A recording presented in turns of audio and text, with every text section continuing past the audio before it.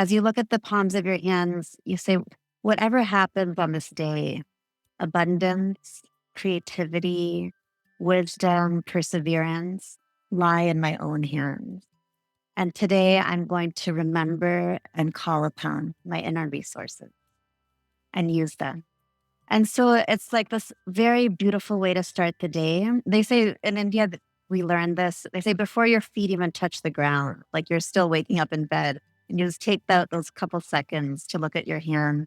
And there's a Sanskrit mantra that goes with that. But you say that to yourself, and you just meet the day in an empowering way. Because often, the yogis understood the tendencies of the mind. So often we wake up and we're like, what is the day going to bring to me? What am I going to get from the world today? But you do this practice and you're like, how am I going to create abundance and creativity and perseverance today?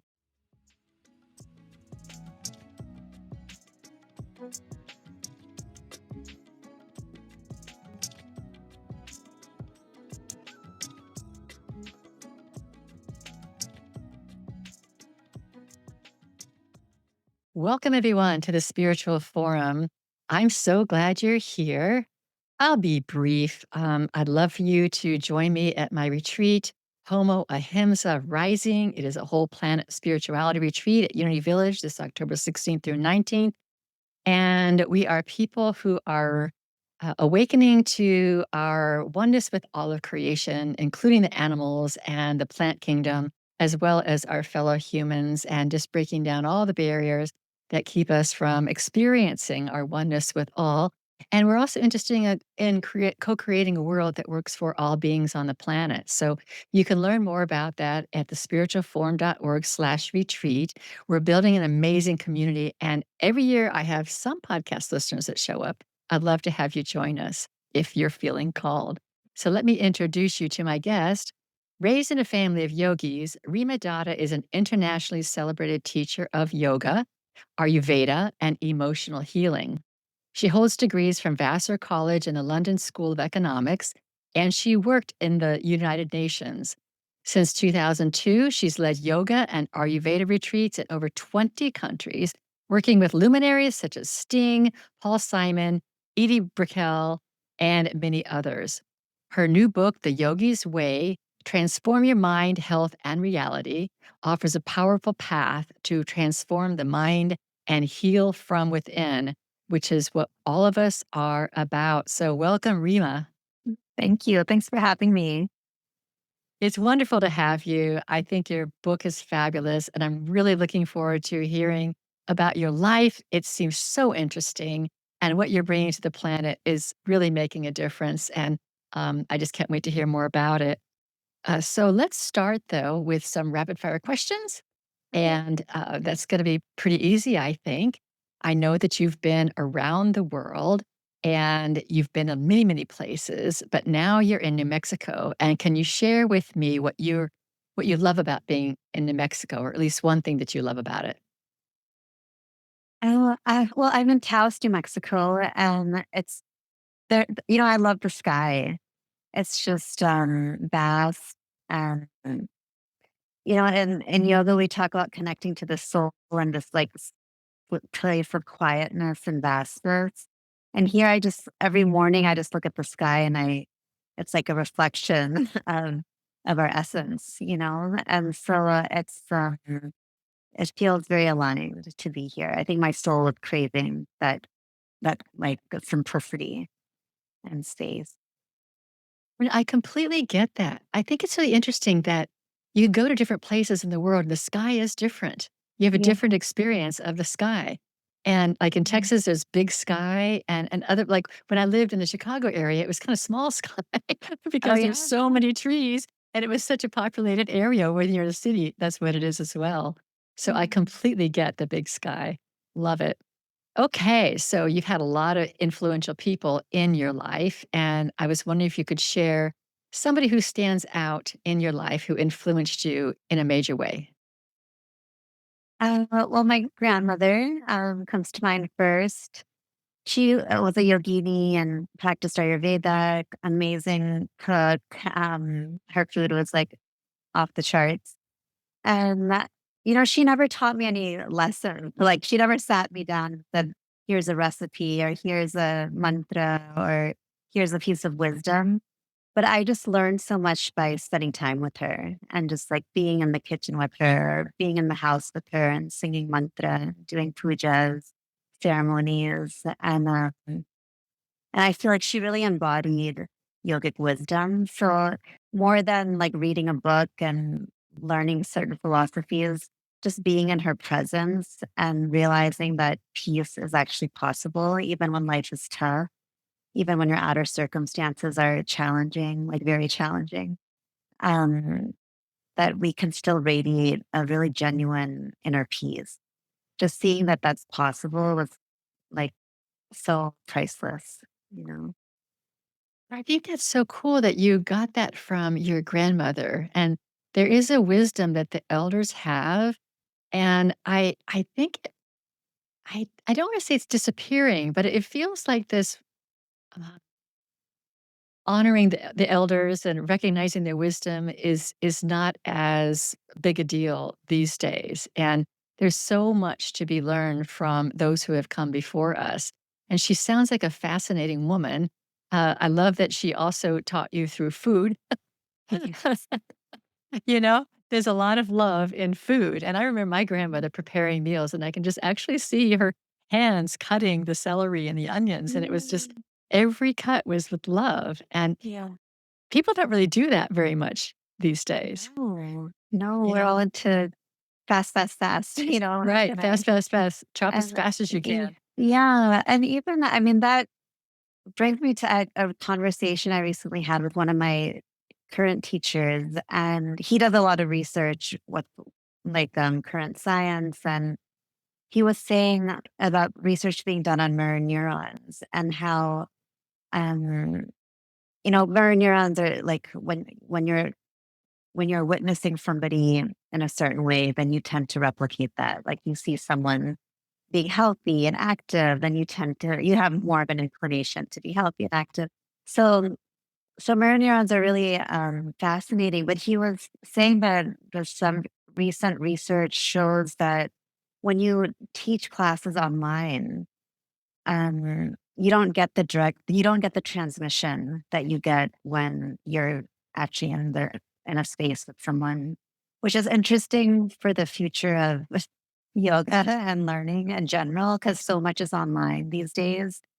I had my teacher and I, we were like, maybe this is the beginning of the end of that really powerful, like real transmissions that, when you are with your teacher, that you get.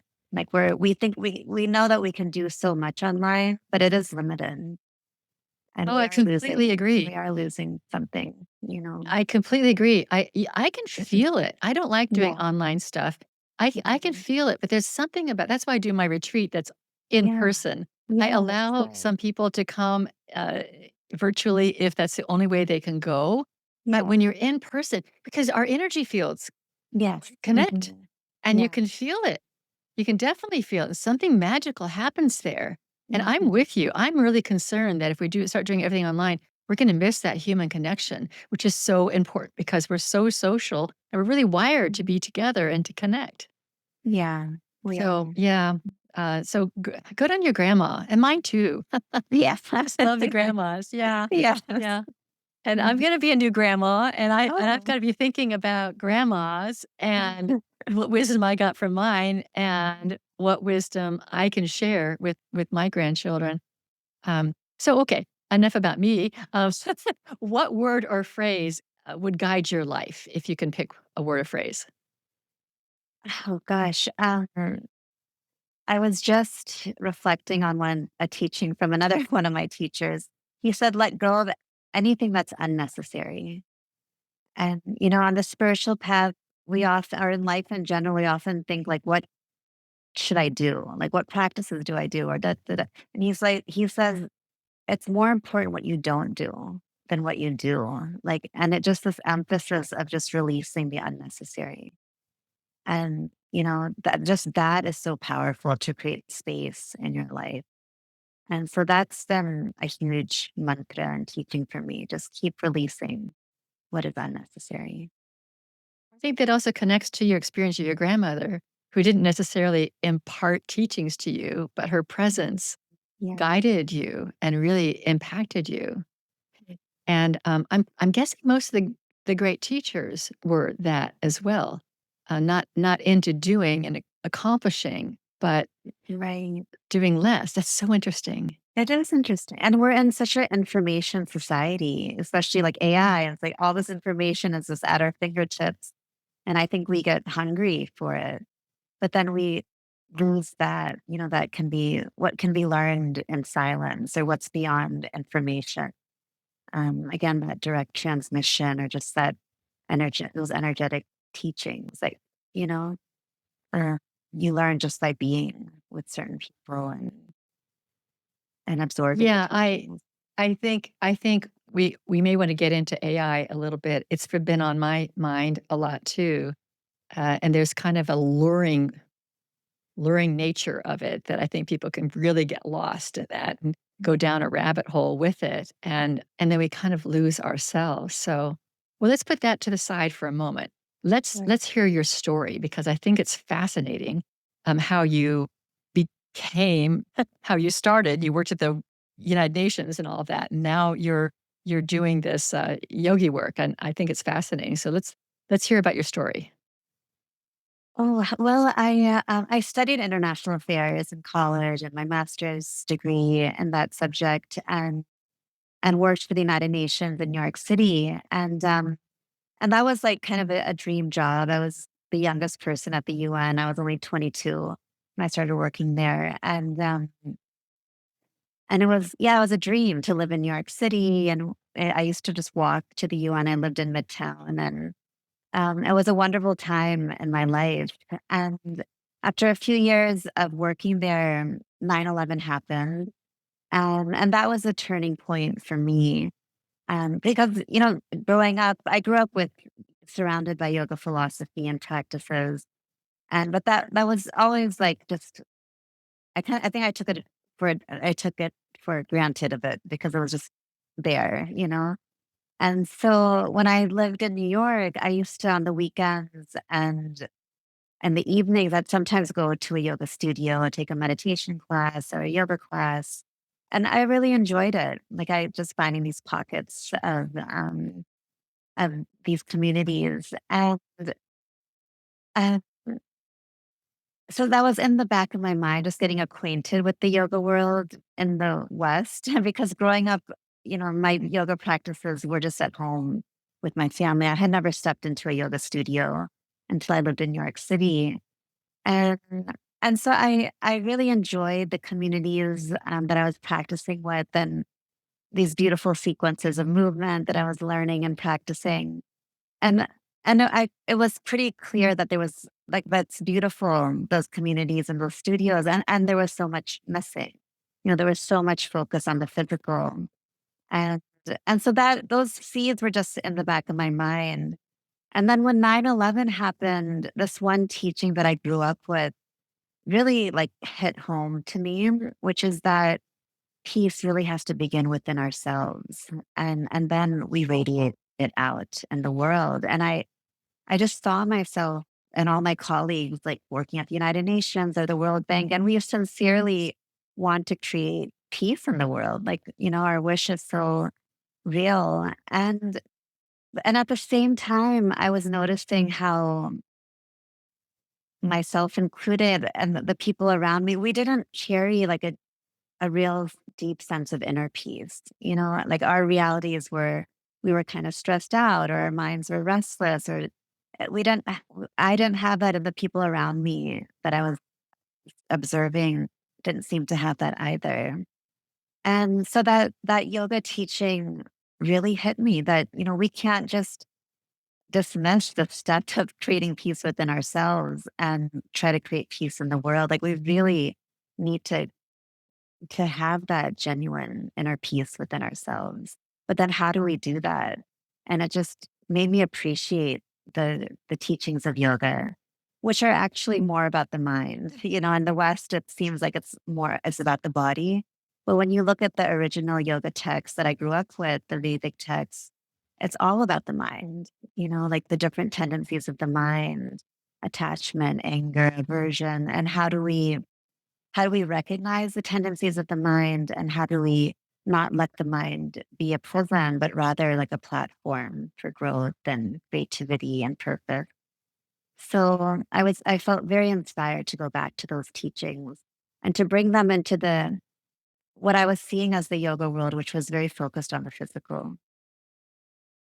I completely get that. I remember when I first did yoga, it was an experience that was very spiritual, probably not as deep as you go, but then it seemed like it moved into this physical thing and, almost like an exercise. Yeah, Yeah. hold that movement, hold that movement, hold that movement, and I guess that's what the West does to things. It takes this deep thing and cuts it off, and from the physical worldview, it's gonna make something about the body and the physical.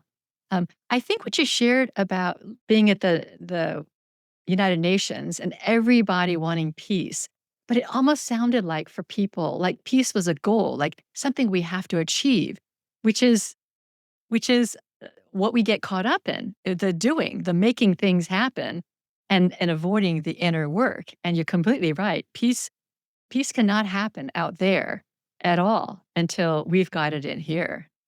Yeah. It's really important. Yeah. Okay, Yeah. so then what happened next? How did 9/11 impact you?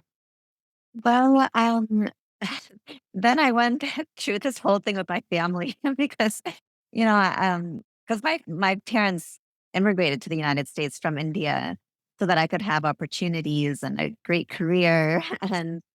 Um, and so when I quit my career at the UN after all this education and, resources put into my future, my family was so just upset with me, that's just an understatement. They were kind of devastated. They were like, what? They thought I was nuts. Like, what are you doing? You have all these opportunities. How can you let this go? And yoga, like that's nuts. Because for us, yoga is just something we practice as part of our lives.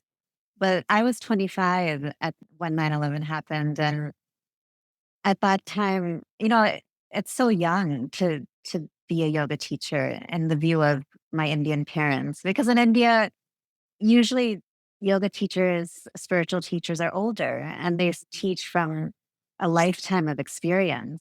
So it just made no sense to my family, and but I had this different perspective because I was going to yoga studios in the United States and I was seeing the scene and I had this gut feeling that there was so much I could offer and like all these aspects of yoga that aren't being taught and experienced, like I could bring that in. And I could just see that so clearly, but it was hard to convince my family. Actually, ironically, it was my grandfather was the only one who told me. He actually told my parents. He was like, "Just back off, let her do what she wants. Like it's okay." That he was trying to soothe my parents, I but get yeah, that. that was tricky. That was a tricky moment. I And get then that. I mean, yeah. as a mom or a dad, they invested so Mhm. much in you to have this fabulous education, and then you had this amazing dream job, Yeah. and then, like, what the heck are you thinking of doing? I completely Mhm. get it. I also get it that it's your grandpa, because there's something about the Right. grandparents a little further removed, and they want to see the Mhm. grandchild really, do well, and they as the parent, they can say, "Back off on her." So, Right. Yeah. um, uh, I Yeah. completely get that. That's so interesting. Yeah. And then what you were it was sounds like it was kind of a calling. Was it something inside you that was calling you? Yeah. It was a calling and kind of almost like a knowing, just that this is what I'm supposed to do. Like it was just, I didn't have to think too much. It was just, and I don't experience that kind of clarity often. There's probably a handful of times, but that moment was like, I really didn't have to think too much about it. I could kind of just see it, you know. Yeah, I think when you know. And it is there are these crystalline moments when we're called or we know that this is right for us. This is aligned with whatever my next step is. I know this is the right direction for me. And I think most people crave that. They crave to have that experience and that certainty because I think most people live in doubt. Should I go left? Should I go right? Should I take this class or go to this university or take this job? And I think you must have been centered enough to really trust your instincts also. So that's what we're looking for. We're looking for that knowing within us when we're completely aligned and what is in us is drawing us forward on this path. And it's so clear that you're not making lists of pros and cons or, you Right. know, at all. Like you just know. You just know. I love that. Yeah. You know you're on the right path. Yeah. Yeah. And then and then all this grace just started to happen. It's all when you read in the books, it's like just make those first couple steps are the hardest, and then things can start to flow. But I really experienced that because it was hard to leave my job and leave New York City, which had become my home at that point. And but once I did, I ended up getting a full-time job at a yoga studio in San Francisco, and I just kept meeting people who like, doors just kept opening. And I worked at the studio for a while, and then I started teaching workshops, and it's like one workshop led to the next, and then trainings, and it's like 23 years passed, and it's just been this kind of snowball effect. So I do feel that that teaching, wherever it comes from, I think it's found in all over the world because it's one of those eternal truths that it is really, if we have the courage to make those first couple really terrifying steps, then there is grace. There is. And the story that I really like, I know it's not the tradition you come from, but the story I really like is in the Old Testament when Moses puts his staff down and the Red Sea parts. It's a wonderful metaphor for, I'm not even saying it's literal, but it's a wonderful metaphor. But when you declare yourself Yeah. that the seas that are all choppy and that seem like too hard to cross, they will part for you. It's a metaphor so that then we can all walk through that to the next phase of our lives. And it sounds like that's what happened for you. Once you knew and you started taking a step, then grace is what you refer to it. All these doors kind of open and it seems easier, like you know which door to go into, and somebody appears and reminds you of how great you are, and you can pursue that path. And I just love that story. That's really how the universe works. Mhm. Yeah, there were so many moments, not just with teaching yoga, but I remember one day I walked into a studio that was new to me. And I did this beautiful practice with I was a student. I just went as a student. And then after class, there was some beautiful music playing. And I asked the woman who was like checking us out, I was like, what is that music? It's so beautiful. And she was like, oh, that's the receptionist person. She was like, that's me. I'm singing that. And actually, the music producer, he's right there. He's standing right there.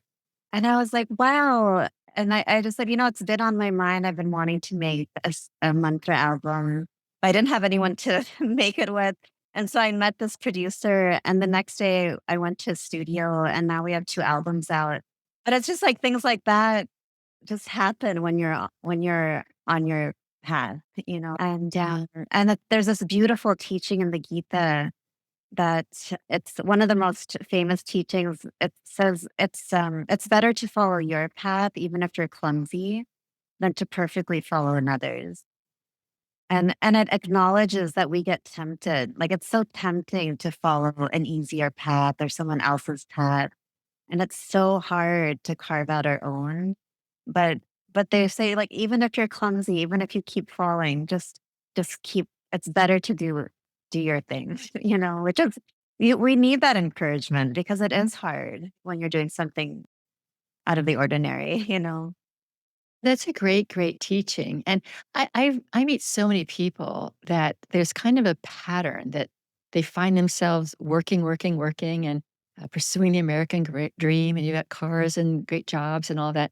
I don't think their path is easy, but it's easy in that path's been carved out, and it's easy Yeah. to go that direction because culturally, that's the direction that we're all encouraged to go when we go through college.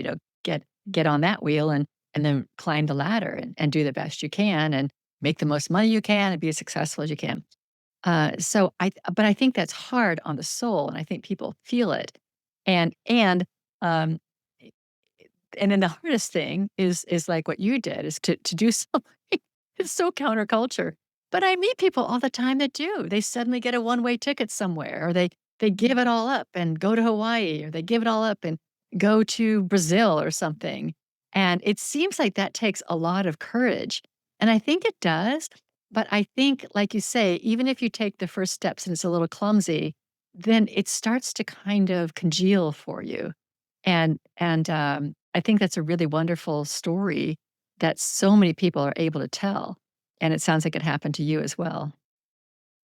Yeah, but just to be clear though, I mean, even though there's been so much grace and doors opening and all that, I still find that when we're carving out our own path, it's there even amongst the grace, there it's still very challenging. Like there's still super big ups and downs and I find that perseverance has been a huge important word for me because it's like there's a lot of times where it just feels too hard, like just too challenging and then I just have to like remind myself, like, keep going, like just push through this obstacle and push through this challenge. And, that's been a big theme for me too. Yeah, I completely get that. I mean, it's not like life becomes easy. Yeah. It's not like you Right. get on the right path and now everything's easy. Life is still life, and Yeah. there's challenges, and we're here to grow through all that. So we can't expect it to suddenly be easy and flawless. But the perseverance, I think, is really, really important. And it reminds me of that Finding Nemo movie. I don't know if you saw that or no, with your daughter. It's a Disney movie about, I think no, maybe it's Pixar, about these little animated fish. And there's this one little fish, and her name is Dory. And her theme was, her mantra was, just keep swimming, just keep swimming, just keep swimming. Okay, And good. it kept her going through, whatever obstacles were in her way. So I'm always reminded, just keep swimming, and keep putting one foot in front of the other. I Yeah. think that even though you run into difficulties, my guess is your mind, though, didn't go back to, did I make the right decision back? And should I have stayed with the United Nations? You still knew you were on the right path. Yes. Yeah. Yeah. I've never had that thought. Yeah, that's important. Yeah. Yeah. That is, yeah, I've never realized that. That's nice to recognize. Yeah, that's important. Okay. Mhm. Well, let's back up. Before we get into your wonderful book, let's back up and share with anybody who's listening, what is yoga? How do you define yoga?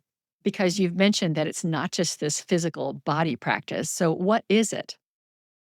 Yes. So, in the mainstream, I see it again and again, yoga defined as union of mind, body, and spirit. And I disagree with that interpretation. Because when I read the ancient texts, it's very clear to me that yoga means union with our soul. And actually the teachings are saying, please recognize that you're not your body and you're not your mind. Like you're not this physical body that's constantly changing and you're not your fleeting thoughts and emotions. So don't identify with them or get too caught up with them.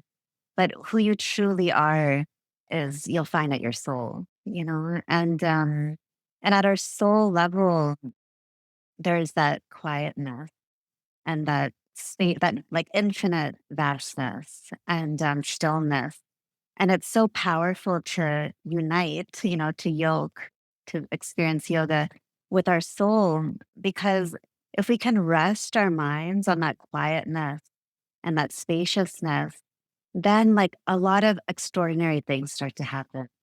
For example, dormant energies within ourselves that might be blocked, they start to stir and awaken. And those energies are often creative energies or they're healing energies.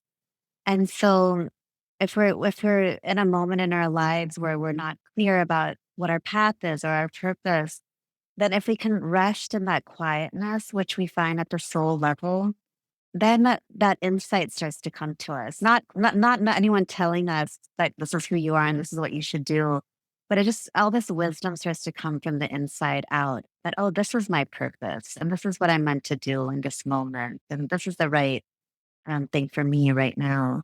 All of those answers start to come from the inside out.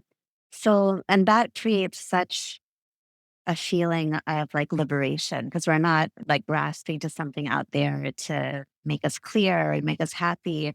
Like, oh, like all this wisdom starts to come from the inside out. And so yoga truly means union with your soul. And one of the other words, which I bring up in the book quite a bit, is swadharma. So when we connect with that quietness in our soul, one of the things that starts to surface is our swadharma, which is a Sanskrit word that means the right action for you. Like in this moment, the right action for you, but also your place in the cosmos, like your particular purpose, like the very specific gifts that you were born to contribute to the world. That becomes clear. And that is priceless because that's where peace actually comes from. It comes from giving our gifts. It doesn't come from getting things. It seems like it. Like we wake up in the morning and we're like, what am I going to get today? But it actually comes from giving our swadharma, like giving the gifts we were born to give. And so when we connect at the soul level, like that kind of clarity comes to surface and that leads to all the peace and fulfillment and satisfaction that we would ever want. So I have two thoughts. One is this is like the path of the mystics. It's not particular to any religion or any Mhm. particular mystical choice. All of the mystics, whether it's Christian or Judeo or Hindu or Muslim, whatever, all of that, the inner journey. And so this is a practice that, and I'm just going to make this clear because some people think that it's just Hindu or something like that. It's everyone's path. Mm. It's everyone's Yeah. path. And in my tradition, unity, we would say this is the path to the Christ or the inner truth Mhm. self and Yes. union with that. And so I think this is something that we all, like you say, our souls are yearning for it. We are yearning for this. And yet, the other thought I have is this: we live in this world that is so distracting and so materially focused. And so, whether it's our TVs or cell phones, our screens, the media, the news, everything that's bombarding us is pulling us away from that inner journey into this outer, whether we're pursuing success or just being depressed about everything that's going on out there and living in Mhm. fear, which I think will lead us to the kleshas we might want to talk about next.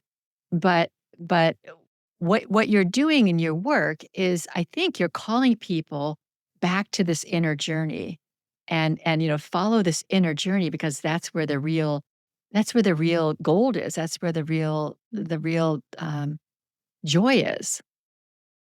Yeah. Yeah. Yeah. And it's so beautiful, to connect with the soul and to even imagine, connecting with that quietness and spaciousness and having all these beautiful, dormant, creative, healing energies surface. All of that is so beautiful. But the actual inner journey is so difficult. And then that brings us to kleshas because we have to see like, well, why aren't we like in union with our soul all the time? Or if we are, maybe it's just a moment here and there. But the union that the yogis are talking about, they're saying do these practices so that you could be anchored in your soul, and whatever you're doing in your life, whatever you're saying, thinking, doing, however you're acting, all your decisions, all of that is happening while you're anchored in your soul. And so sometimes we do spiritual practice and we get a glimpse of like, oh, I have this soul connection, but then it goes away. So the book I wrote was like, how do we make that connection with our soul something that's lasting and something we can really be anchored in all the time? And that does take deep inner work. And so one of the first questions that comes up is that, well, what's keeping us? What's blocking us from connecting to our soul? And that's what in the ancient texts the yogis recognize as kleshas. But kleshas it's a Sanskrit word that literally means a mind poison or a destructive emotion. And the ancient yogis recognized that there's certain thoughts and emotions that actually strip us of our vitality and create blocks and make it really hard to connect to ourselves at the soul level. So let's look at those kleshas and let's work through them. Like not brush them away or throw them under the carpet, but let's actually really recognize them and work through them so that we can open that pathway to the soul and really, really rest there. And not medicate our way through it, which is Yeah. also one of our Western habits. So the kleshas that I have written down, and you may want to correct me: delusion, attachment, anger, isolation, fear, jealousy, shame, sorrow, and anxiety. Did I get them all? Yeah. Jealousy would be one too. Maybe you said that. Yeah, I did. I did. Yeah. Yeah. Okay. Yeah. Yeah. Yeah. So I wanted to mention all those because I think that we can all listen to those and go, "Oh, oh, yes. Oh, yes. That I get that. I've got that. I've got that. I've got that." And it all starts with delusion, and delusion is, I think, like the mother of all kleshas. Mhm. Would you Yes. yeah, would you like to talk about that a little bit? Yeah. So delusion, that's like mistaking illusion for reality. And what the yogis were pointing to is the illusion of separation. Like thinking that we're these separate beings on these separate islands, doing our own thing and not realizing that we're actually all connected. Like we can see these separate islands, on the ocean, and we can focus on that, or we can look at the the ground beneath that's connecting all those islands, and that's a lot of what the yoga ancient teachings are saying. It's like don't get so caught up in these surface differences, but actually look at the connection that you're sharing with all humanity. Like go to that level and recognize that connection, that not just connection, but that you're actually inseparable from all life. And and that's so like central because if we think of ourselves as separate, then we feel alone and we can feel scared and we might lack purpose, But if we really know, not intellectually, but we do these practices to open ourselves up to experience these truths directly and very intimately, like in every fiber of our being. So if I do these practices and I recognize directly that, wow, I really am inseparable from all life, then it gives me some security and like some like peace that like I'm not here alone and I'm not doing what I'm doing alone. And it also gives purpose that if I'm inseparable from all beings, then like how can I serve the beings around me that I have the potential to help, So it just starts to shift everything when we realize our interconnection. So that's like yeah, they do say that this is the mother of all kleshas, Well, I think it also justifies all of our bad behaviors, like Mhm. war and domination, exploitation and Yeah. slavery and all of the things that when we feel separate, we don't think that these are abnormal or this is like you are separate from me, so therefore I can dominate you. You are here for me. And that's all a delusion. And if we can shatter that, so we have the whole inner thing where we feel comfort and we feel the connection gives us a groundedness of being and just a sense of peace, and then that would also, I believe, would cause us to behave differently in the world towards others. Absolutely. Yes. Yeah. One of my teachers, his name is Sri Nisargadatta Maharaj, and he emphasizes this point that, we are not this body that we see when we look in the mirror. And but he says the world is your body. Like if we can see that the world is my body. So that child in Gaza is like as much a part of me as my shoulder. And that woman in the Congo is as much part of me as my leg.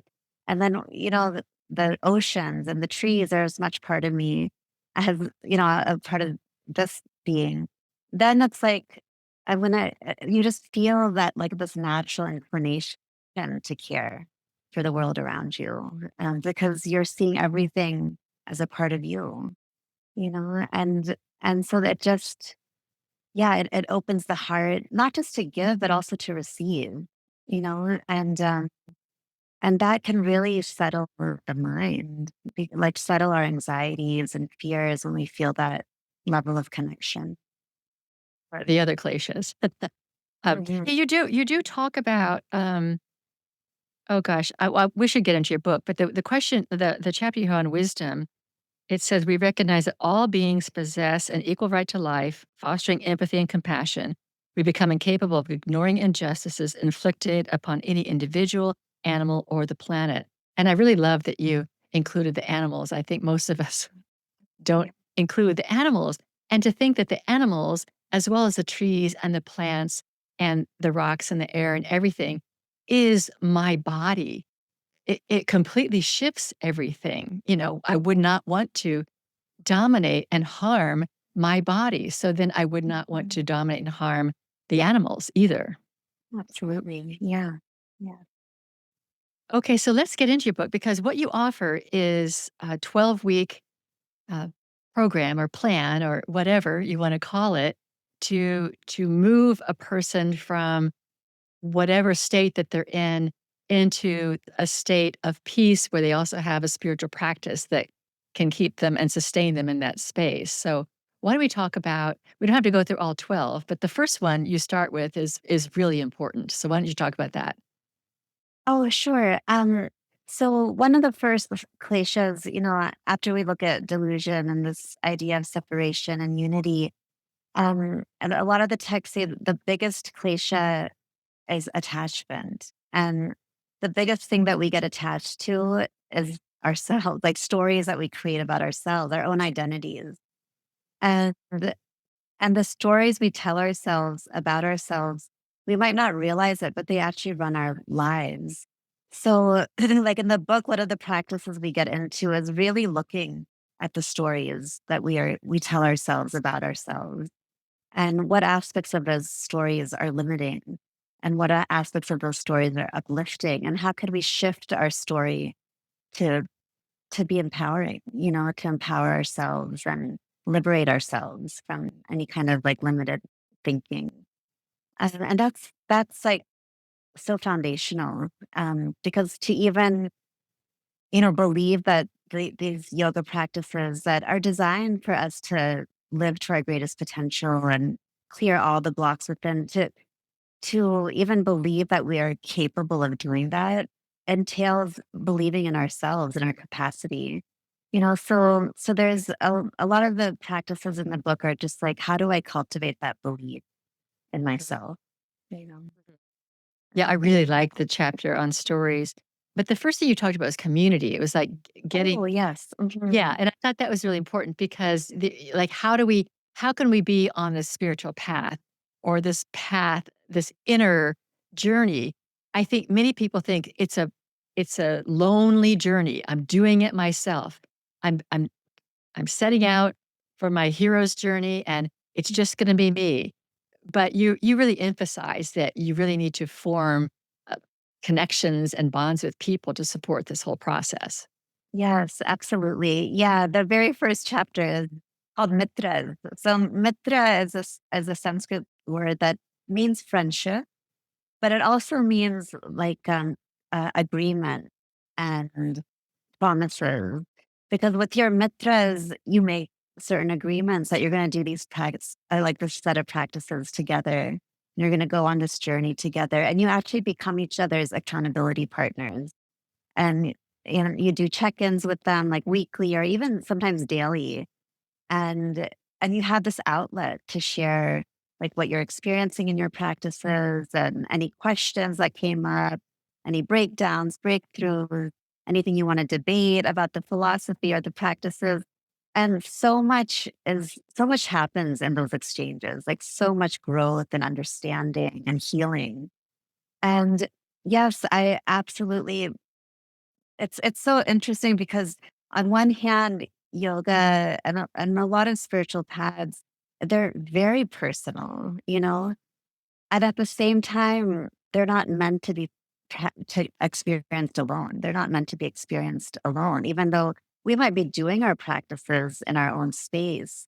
But then we come together as a community and share our experiences and our questions. That's like absolutely necessary. And that's how it through most of history, that's how yoga was passed. It was always passed down through community. So you have your teachers, your colleagues around you, and you have regular communication with them. And so you build these very beautiful friendships with them. And then it's not actually just about you and your journey. Like you are going through your hero's journey, but it's so beautiful because as you are at the same time, you're a help to your mitra. You know, they're helping you, you're helping them. So it's not all about you anymore. It's like you're growing together with your friends and with your community. And I actually think without that, I think some of these practices can actually cause anxiety. You know, like really. I mean, I just to do certain of the deeper practices of yoga by yourself without support, I would never encourage. We need support. You know, we need support when we go deep on the path. We also need accountability, and that's what the other thing I really like about it is because people can be sneaky. I can be sneaky with myself, like, "Okay, I'll do that Yeah. tomorrow." But Oh yeah. if I don't do it tomorrow, that's okay. But if I told someone, "Tomorrow I'm gonna do this," and they're gonna Mhm. hold me accountable, and I've gotta tell them I did it or I didn't, and this is my experience, I'm much more likely to do it. If I Absolutely. don't tell anyone and nobody's there to hold me accountable, it's so easy to just, "Oh, I got busy. Something else Yeah. came up.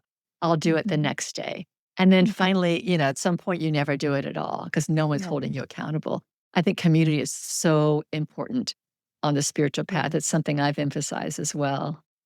And now we have like all these statistics to back it up, which I share in the book. I think it's something like when you don't have an accountability partner, you're maybe like, I don't remember honestly, but say maybe 50% likely to do your practices. And if you have an accountability partner that you even check in with once a week, it's that number skyrockets to 95%. Yeah. Like you're 95% more likely to stick with your practices, which is huge because anyone on this path knows exactly what you're saying. It's so easy to say today it's too busy. I'll do it tomorrow. And it's questionable when that tomorrow will happen, you know? So yeah, it's just huge part of the journey. So I do make that the very first chapter is like all about mitras and recognizing like as you start to identify who are your mitras, part of that process is recognizing who are the people in your life who are maybe taking your energy and maybe it's a one-sided relationship and just recognizing, the hard stuff that maybe this person is like a difficult person in my life that and should I be feeding them my energy or not? You start to like ask these really hard questions to even be able to identify those one or two mantras that you want to journey with. Mhm. Yeah, when we talked before, you shared some metaphor about a pencil. Um, can you share that again? Sure. Yes. Yeah, there's this beautiful teaching. There was a teacher who he took a pencil. I don't have a pencil with me, but he took a pencil and put it in his hand. And he said, this is the power of practicing by yourself. And he, with ease, just broke the pencil in her. And then he took a wad of pencils and he said, this is the power of practicing in a community. And he tried with all his strength and could not break those pencils. Just showing us that the power of community and that when we practice together, we are so much more stronger and resilient and unbreakable. Like it's just powerful what happens. Yeah, I love that metaphor. I think it's really, really it gives you a visual and it certainly makes a lot of sense. So it is a path where we travel individually and also like arm in arm with our friends. So Just for anyone who's listening who, like me, is introverted and we're just like, yeah, I hear all that, but I'm still going to practice by myself. I just want you to know that I've been that person and I still do a lot of practices by myself, but to have those mitras or that community to share your experiences with and all of it, to debate the ideas and talk with, it's like I've had to like come out of my comfort zone sometimes to bring myself in those spaces. But wow, what you get out of it is really it's in the book I say it's worth its weight in gold. Uh-huh. It's so powerful. So I encourage you, if you're introverted like me, to still find your mitras and community and share with them. And it's beautiful. There's a teaching in the Eastern philosophy that it's related to karma that whatever you want in life, give it away first. So so our mitras become the, like people who we can give to. Like if we want, say we want understanding and peace, we can give our mitras understanding and peace, and then we plant the seeds to experience that. And so our mitras become very powerful people in our lives that give us the opportunity to give and to then receive. So it's really on many levels, it's not something to do alone. Yeah, I like that you brought up the introversion. And also, some people just don't feel comfortable sharing. It's like, Yeah. I'm just a private person. Maybe I'm Yeah. extroverted, but I'm private. I don't want people to know my inner stuff. And I Mhm. think there's a lot of resistance that there's a lot of power in when we move through that resistance, but it is hard for a lot of people. Mm. The other kleshas I'm thinking are like fear and shame and anxiety. And that comes up sometimes when you say, let's get together in a group and talk Oh, and share yeah, yourself. sure. Yes. But like everything good in life, it takes time. Yeah. So even with your mitras to cultivate, it just you slowly every week you meet and every week you feel a little more comfortable and a little more open. And you inspire each other. Like, say today I'm feeling a little scared to be open and vulnerable, but I just push myself out of my comfort zone again a little bit. Yeah. And I do that. And it gives permission for my mitra to do the same with me. Like it's just so beautiful how we can empower each other and help each other. Right. Yeah. And, we need to be on this journey. I know you can't force people to be on the journey. So anybody who's listening, I Mhm. think most people who are listening are interested in this journey or they're in the middle of it or they're putting their toes in the water or something. But with everything that's going on in the world, which is all pulling us out there into the material and AI, I think I'd like to cover that again. We're on a path that we want to not lose our humanity. We want to reconnect with our souls and find our power there because that's where it is. And I'm sure every generation says this is the most important time to be doing this. This is the world's the craziest it's ever been. I'm sure every generation has that feeling about things. But I do feel like we're at a real juncture. And the distractions and the ways that our screens and technology is really has the opportunity to impact us in a way where we really step away from the soul. I think this is a very critical time. And do you agree or do you have a different sense of things? No, absolutely. I think it's harder to practice more than ever because we have so many distractions, literally at the tips of our fingers. All opportunities for consumption, like so much distraction, and we have the like ability to be aware of what's going on in the world 24/7, which our nervous systems literally cannot handle. Yeah. So I think it's important to be aware of what's going on in the world, but to also like be have discipline. Like how much are you watching the news and how much are you with your phone and your devices? Like that's really important because it's like it's harder than ever to maintain focus. And it's like we're swimming upstream, just to have a meditation practice or have any kind of meditative practice, which makes it, I think, more important than ever to have our mitras and our community. Mhm, mhm. Yeah, I agree. And I do feel like that the news cycle, the scrolling on the phones, I think they feed these kleshas. They feed the anger and the isolation and the fear and the jealousy is a big one, and shame and sorrow and anxiety. It's almost like it's it's almost like there's some forces out there that have created a recipe to really work on our kleshas. Oh, yeah. Yeah. and and it's an opportunity for us to really look at it and say, is this really supporting me in my journey? And is it not? And then make a choice. I think you have a chapter on choice. Yeah. So let's get back to your book a little bit because each chapter offers a topic, offers some introspection, and also like some spiritual practices. And ultimately, where do you want people to land if they go through this 12-week program So, with you? yeah. So at the end of each chapter, there's a set of practices, and that all leads to, by the end of the book, you have a 70-minute personal practice that you can do anywhere, take with you anywhere. And it's a holistic healing experience of yoga. So, like we were mentioning at the beginning of the conversation, so much of yoga in the world today is focused on the physical aspects. So this 70-minute practice, it does have movement as a part of it. There's about a 15 to 20-minute movement sequence.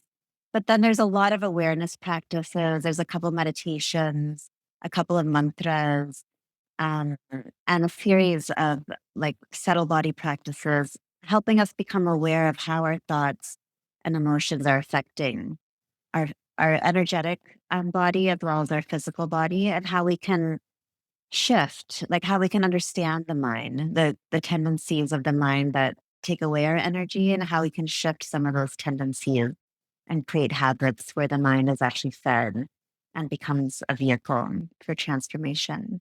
So that was like the whole purpose of the book, was to show people that, this is a holistic experience of yoga that brings in all of its main elements. So there's breath, movement, mantra, visualization, contemplation, subtle body practices, and a lot of awareness. Yeah, you just mentioned the breath. I want to ask you about that a little bit because I remember reading a lot. I learned a lot about nasal breathing and what that does for us versus our more shallow and often breathing through the mouth. I know that there's health benefits to nasal breathing, but there's a lot more for us too. Oh, yeah. I mean, there's an entire book on the benefits of nasal breathing. James Nestor wrote, that was a New York Times bestseller. So I bring in his research in the book, but a lot of his research supports what the ancient yogis knew, because it's all pranayama practices, basically, which are yogic breathing practices. So, yeah, just breathing, his main findings, which are foundational of all yogic breath practices, are breathing through the nose and diaphragmatic breathing, where you're not breathing up in your chest. Because when you breathe up in the chest, it can exacerbate any kind of feeling of anxiety or anger, or any of the kleshas, fear. But he emphasizes diaphragmatic breathing, where you drop the breathing down and into the rib cage and the belly. And and and that's again a foundation of most yogic breathing practices. They're diaphragmatic breathing practices. And now science is showing us that when we drop the breath down into the diaphragm, then that immediately sends the body a signal to relax. And so one of the practices in the book, called all day yoga, is we're training ourselves to all day breathe, do this diaphragmatic breathing through the nose. And which is important because one of the things Mester's research found is that 50% of people, I think in America, they breathe through their mouth. And that creates so many health problems. And for just that one shift of training yourself to shift from mouth breathing to nasal breathing has tremendous benefits. And then to shift from high chest breathing to diaphragmatic breathing, it has tremendous mental and physical health benefits. Yeah, I think that would be a practice that anyone can just start doing now is just to Mhm. not just notice your breath and come to presence with your breath, but also how are you breathing? And if I'm not mistaken, you may know this, I'm not sure, but I'm pretty sure that infants breathe properly. Do you know that? I think so. I I mean, think they do. I I feel like, think yeah, they babies, do. yeah, Yeah. I don't think they're Mhm. doing the chest breathing. I think they do the diaphragm Yeah, they breathing. do. They do. Yeah, Yeah, yeah, yeah. and it's like, so something happens to us.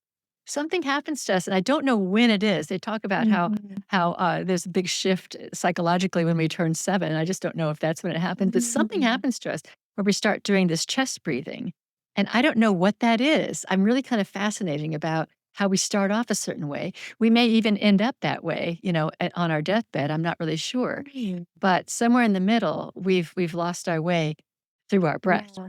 I mean, I wonder if it's stress, because Yeah.